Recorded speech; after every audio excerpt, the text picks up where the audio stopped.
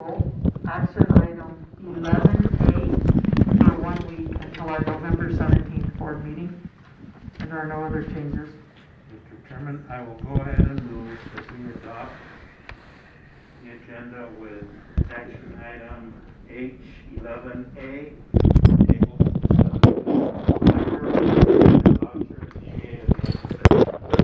I'll second the motion. Okay, I have a motion and a second. All those in favor? Aye. Aye, motion carries. Item C, call to the public. So for call to the public, if you hit *9, you'll be raising your hand. You have to hit *6 to unmute your phone, and we're going to identify the people that are speaking. The first person on our list is Pat Reisner. Pat, can you, and then we are limiting comments to 3 minutes. Thank you, Chairman. Good morning, everyone. I just would like to make a few comments about the memorandum of understanding that the Board of Supervisors are going to consider today with South 32. So South 32 has been a member of the community for about 2 years now. As we move the Hermosa project forward, we really want to strengthen our partnership with Santa Cruz County and formalize more how we work together to make sure that the work we're doing provides the best outcomes for Santa Cruz County. So that's what this agreement's about. It's a framework that establishes formal principles for how we'll achieve this together. I do want to be clear that the agreement is not the county approving the Hermosa project. That's not the intent. That's not what it says if you read it. And that's an important point to make. I just want to draw out a few key highlights of commitments we're making in this agreement. So first, around communications. We've been providing regular updates on our activities with Hermosa and the status to the Board of Supervisors, Patagonia Town Council, and others. The MOU really assures that the county always has timely, regular updates on all of our activities across the spectrum of the project, and that we have regular communications routines. It's important to us that everyone knows what is going on. The second is around collaboration and planning. So we think it's very important that we understand the infrastructure needs of the county, and likewise the county understands our infrastructure needs. We need to understand the economic development goals of the county, the vision for the future, and how our activities might be able to contribute to that. So the agreement makes sure we mutually understand these needs, which we think is important, and engage in collaborative planning on infrastructure, land and floodplain management, parks and recreation, things like that. The third thing is around community support. So we will continue the extensive support we've provided on education programs, scholarships, nonprofit support through our foundation, which has been making grants for a year now. And then more recently, we've provided special support for COVID relief through PPE donations, small business grants. We do not make these things or do these things to garner support for the project. We do them to meet identified needs in the community. The MOU will help us further this work, identify new opportunities to maximize benefits, promote local procurement and employment, job training, and education. Then lastly, information sharing. As we've finished our work, we've been sharing our plans transparently with the community through public presentations, multiple open house events to field questions. We've responded to specific requests from the community for information, and more recently launched the Hermosa-specific web page, which is populated with all the project information for everyone to access. The MOU really just formalizes that ongoing commitment to share information transparently. So we appreciate the county's consideration of this MOU and look forward to learning from each other as we pursue the development. Hermosa has a tremendous potential to positively impact the lives of the citizens of the county for a very long time, and we think the MOU is an important step to strengthen our partnership to make that happen. Thank you, Chairman. Okay, thank you very much, Pat. Okay, the next person on the list. Carolyn Schaefer. What? Carolyn Schaefer. Carolyn Schaefer? Carolyn? *6 to unmute your phone. That's not a computer. So you just have to unmute your computer. Thank you, I have it. Great, good morning, Welcome to Carolyn. Zoom and 2020. Thank you, Bruce. Greetings to Supervisor Bracker, Ruiz, and Valera, and to County Manager St. John, and to all the public who are on the call today. My name is Carolyn Schaefer, and I have lived in Patagonia for about 22 years. I owned and operated a retail business in Patagonia for 14 years. I am here today as a board member of Patagonia Area Resource Alliance, also known as PARA Watchdogs, an organization of citizens working to protect the water and wildlife of the unique, biologically diverse ecosystem known as the Patagonia Mountains and the Sonoyta Creek watershed. I am speaking today for PARA's many community members with a common request that you do not approve agenda item number 7, authorizing the county manager to sign the proposed memorandum of understanding with South 32. Over the last several years, I have presented before this elected body about the threats and realities of 21st century industrialized mining. The news of this proposed memorandum of understanding hits like a Scud missile over a weekend and just days before an official decision is to be made. Yesterday morning, PARA reached out to our supporters, and in less than 24 hours, you have heard directly from many individual citizens and from some organizations about concerns about this proposed memorandum of understanding. You have heard significant concerns about the need to talk about the air, the water, and the wildlife. At the same time, we talk about jobs and the economy.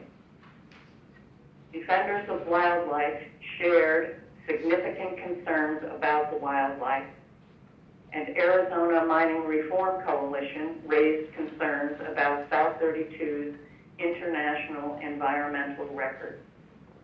This type of one-sided agreement is typical of hard rock mining companies. This memorandum of understanding does give tacit approval of the project without fully understanding the impact. Both Supervisor Bracker and County Manager St. John have been invited to a Town of Patagonia flood and flow meeting this Thursday, at which experts retained by PARA will be presenting on water quality and quantity concerns about South 32's proposed dewatering project.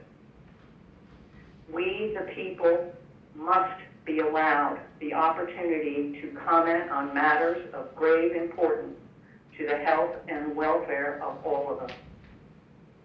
This call to public request is that you do not authorize signing the memorandum of understanding at this time, and that you implement a process to allow the public's concern about the proposed Hermosa Mine project to be heard. Carolyn, I need you to wrap it up. COVID does require a different way of doing things, but I'm confident that the county will be able to identify a digital platform that will serve the purpose and allow the public the opportunity to comment on what it believes is best for the future of this geographical area, now known as Santa Cruz County. All right, This Carolyn, is an thank you very much. opportunity for the elected officials of Santa Cruz County to demonstrate that they are representing the will of the people. Carolyn, I need to cut you off because you're over 3 minutes. And I've allotted you some extra time, but I need to cut you off, I'm sorry. The next person we're going to ask is Umero Lopez. Star 9, actually star 6, and you'll unmute your phone. Are you on, Umero?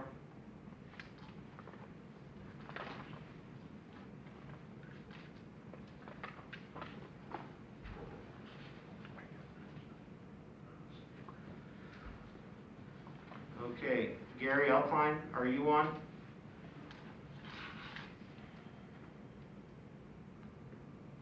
Star 6 or unmute your computer.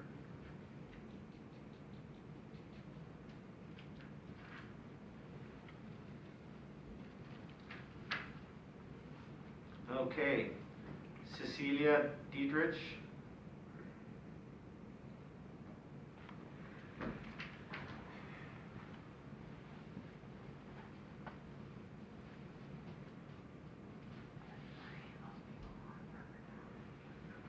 Cecilia, are you on the phone, or are you on the computer?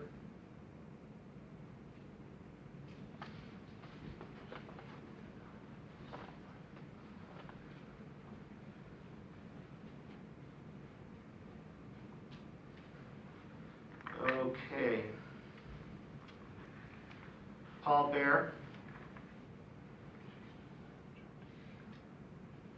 Paul Bear, you would hit *6 to unmute your phone.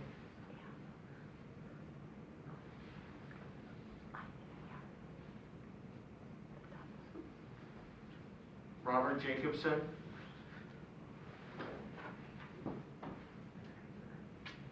Yes, I'm here. Good morning, Mr. Jacobson. You have 3 minutes, please. Good morning. I won't take 3 minutes. I'll take just a few minutes. I was studying the documents dealing with the ownership and the purchase of the mine.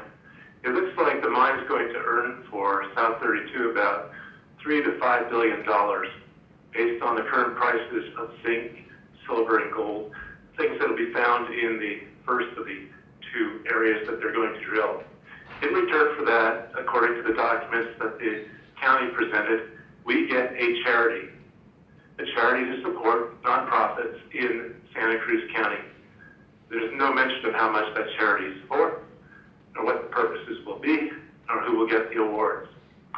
Additionally, as I mentioned in my comments to you, the mine itself is going to create certain costs for our community that will be quite high, particularly in terms of traffic through the town and other impositions.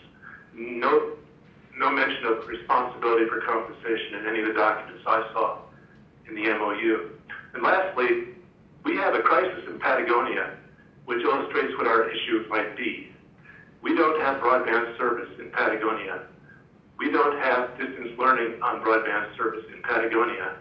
We have none of those things because we don't have a fiber connection to the internet. The only fiber connection to the internet that's available to us is owned by South 32, or rather leased by South 32 from CenturyLink. The other fiber systems are not available for reasons of law or because they're simply not operable. When I went, some other people, to South 32 to ask them if we might use their fiber optic to give us a community hotspot so that we could be informed during the COVID crisis of what was going on, and people could talk to one another, and students could get their learning. It's true that the local manager of the mine, and Melanie Lawson, who's representing them here today, were accommodating and offered to make that available to us. However, when they took it to a higher level, I don't know who, someone in South 32 management said, no, they can't use our fiber. There's no reason why we can't use their fiber. We would make no imposition on the South 32 to use their fiber. A tiny little bit of usage would have made this entire community of 1,000 people internet accessible. And the same could be said for Sonoyta and Elgin. It seems to me that there's a kind of mixed generosity here, a willingness to give token appreciation of the things that we need, but not the things that we really need. I still think we should get that fiber, and I think the county should get behind us and help us to at least get that small compensation for the hundreds of trucks that we expect to be rolling down our streets sometime in the next year. Thank you very much for letting me speak. If you have any questions, I'll be on board. Okay, thank you, Bob. Okay, is there anybody else on the phone that would like to speak, to address the board that's not on my list? You have to hit *9 to raise your hand.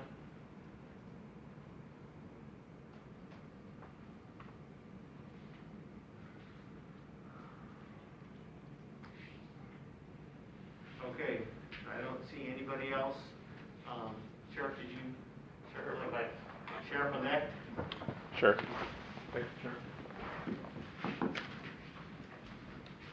Good morning, Chairman Bracker, Supervisor Reese, Supervisor Moleta, Jennifer, Mauricio, everyone else that's here.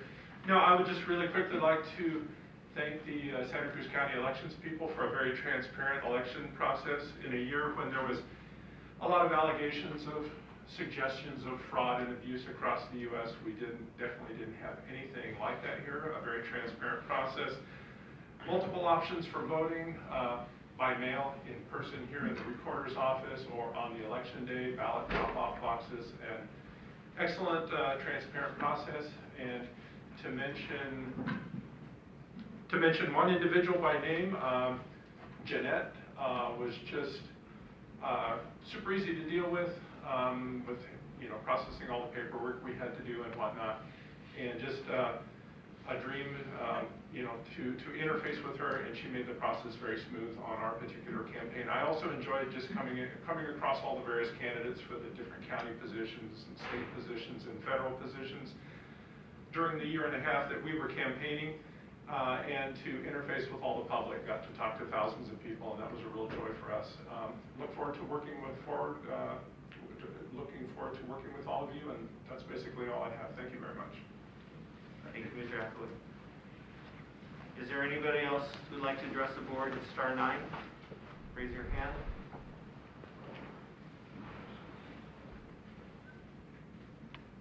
Okay. So we have completed call to the public. And we are in current events. Supervisor Malera, good morning. Mr. Chair, good morning. Good morning. First and foremost, I'd like to congratulate my two colleagues on a well-run campaign and congratulate them on their victories. I want to congratulate Sheriff Bob, who's here today with us, on their successful campaigns and elections. I also want to congratulate all local, state, and federal. We all had crazy week last week with the presidential election, and it's good to see the nation kind of turn blue for a change. As a matter of fact, Arizona turned blue, so it's good to see Arizona blue for a change as well. And we can have, hopefully, good change that will bring prosperity to our country. Not only that, do something about this the divisiveness that's really horrified our nation in the last couple of years. I look forward to these next 4 years. I'm excited. And lastly, I'd like to thank our election staff. Melinda, it was wonderful to come in at the last minute and help with elections. Chris from IT, all of our IT staff, our staff, Jeanette, and Elizabeth, everybody. Volunteers, we had a lot of volunteers helping, and like the new sheriff said, we had lots of options. People could drop off ballots, come to the recorders and vote, or vote election day. They did an amazing job. I also want to congratulate and thank Susie and her office for doing an exceptional job. And wish everyone luck for the next 4 years. That's all, Mr. Chairman. Thank you, Supervisor Malera. Vice Chairman Reese. Thank you, Mr. Chairman, and I'd like to thank the community for coming out and voting. Whether you voted for us or not, whoever you voted for, you all had the opportunity to exercise the right of voting for who you would like to see in these positions as elected officials, and not forgetting that we are public servants. And so we're here to represent, and I know that we're hearing some things this morning, but I do want to thank everyone that went out and those who supported me. I do want to congratulate Sheriff-elect Hathaway. It's going to be very interesting not seeing Sheriff Estrada here after 20-some years that he would come, but I wish him well in his retirement. Pablo, congratulations. Even though you were appointed, now you're affirmed as the official assessor, so congratulations to you, to Alfredo, to Susie, to George. Who else was on the ballot? Liz, congratulations to them. And once again, to our staff. I know Jennifer and Kim were working here very diligently to make sure things went well. We did have a live video of the ballots being counted so that the community could see that there was no shenanigans, as has been claimed. There were people from both parties working to look at the ballots, both Republican and Democrat. So I think that the election process in this great country worked the way it was supposed to, and hopefully as we begin to wrap up the final counts that everything will come out. I know there's still some legal challenges, but at the end of the day, I think there was over 145 million ballots cast in this great nation. 74 million plus went to President-elect Biden, 70 plus million went to President Donald Trump. So at the end, I hope there will continue to be the transition of peaceful transfer of power, as has always been here. And I look forward to working with our new elected official colleagues and seeing what comes in the next few years. And finally, I'm very hopeful that this vaccine that's supposed to be coming out will come out sooner than later. This pandemic has really caused a lot of turmoil in this great country of ours, and we still need to wear our mask, wash our hands, and social distance. It's the only way we're going to be able to stop the spread. And on a final note, I want to take this opportunity to wish my wife a happy birthday, which will be on the 12th of November, not to be outdone by my colleague, Mr. Molera. So I want to wish my lovely wife a happy birthday. So with that, Mr. Chairman, to you and to our colleague Rudy, congratulations. I know Rudy had a really hard battle there getting reelected, but I'm glad he pulled it out. So thank you very much. Thank you very much, Vice Chairman Reese. So I'd like to start off by also thanking the Elections Department and everybody who stepped up within the county infrastructure to help them pull off a very successful election. All the volunteers that stepped up, also that participated with the Elections Department, but also the volunteers from the Republican Party and the Democratic Party that volunteered to be observers. It's a huge time commitment for these people to make sure the process works in our country and in our county. And it's outstanding. They did a great job, and thank you very, very much. We had about 4,000 plus voters that showed up on election day, that went to the polls on November 3rd, and they had a very good experience. And we had over 19,000 votes total cast in Santa Cruz County, participated in the election, and I'd like to thank those people for coming out. Our numbers are still low for participation, but we got over 19,000, so thank you very much. Congratulations to the two newly elected positions, Sheriff-elect David Hathaway, and our acting assessor is now our elected assessor, Paulo Ramos. Congratulations to you both, and we look forward to working with you during the budget periods and throughout the next 4 years. We can all be as efficient as we can. Also, I'd like to congratulate the new members of the Nogales City Council. Welcome to the board, the City Council, and we look forward to working with you as well to help our community. That's what I have to say. Also, in closing, I would like to affirm what Supervisor Reese and Molera have been saying for a long time, is we need to be very careful with COVID right now. The numbers are creeping up in our county. We have to remember to wear our masks. We need to remember to socially distance. We need to remember to really be careful with the gatherings. You know, we have the holiday seasons coming up. The temptation is there to get everybody together. But please, you know, I'd rather be with people over the next 10 years than make the sacrifice and lose one person this year. So please be careful, everybody, in the decisions that you're making and how you're going to celebrate Thanksgiving and the rest of the holidays. And Mr. Chairman, if I may.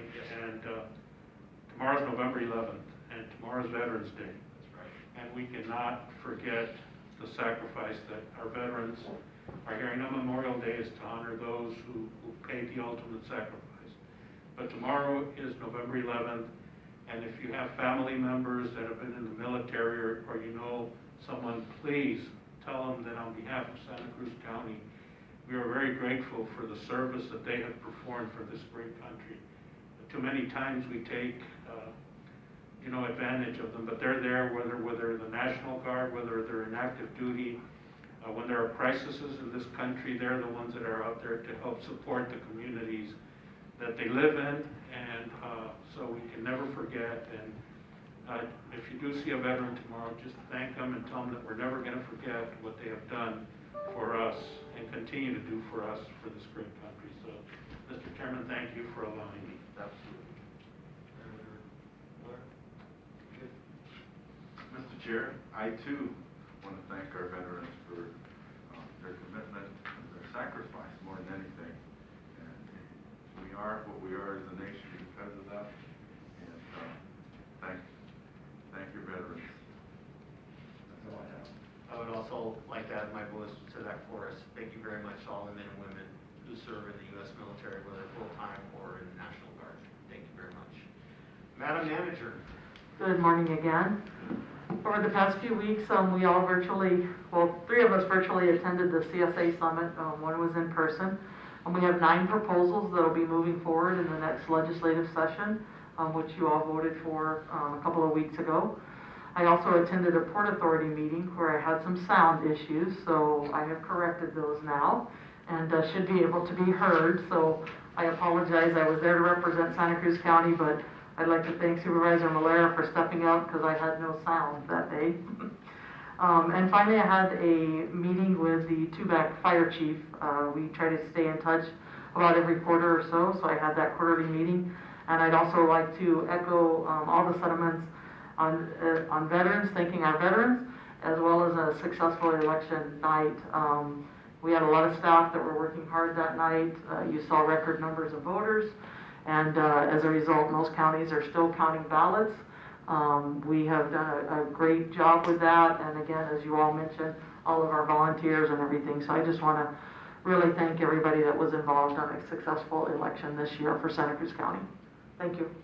Okay.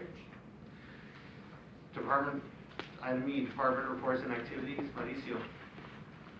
Good morning, Mr. Chairman, members of the board. Good morning, Mauricio. The cash and investment report, the general fund has an overall balance of $8,072,371 with an investment amount of $1,782,000.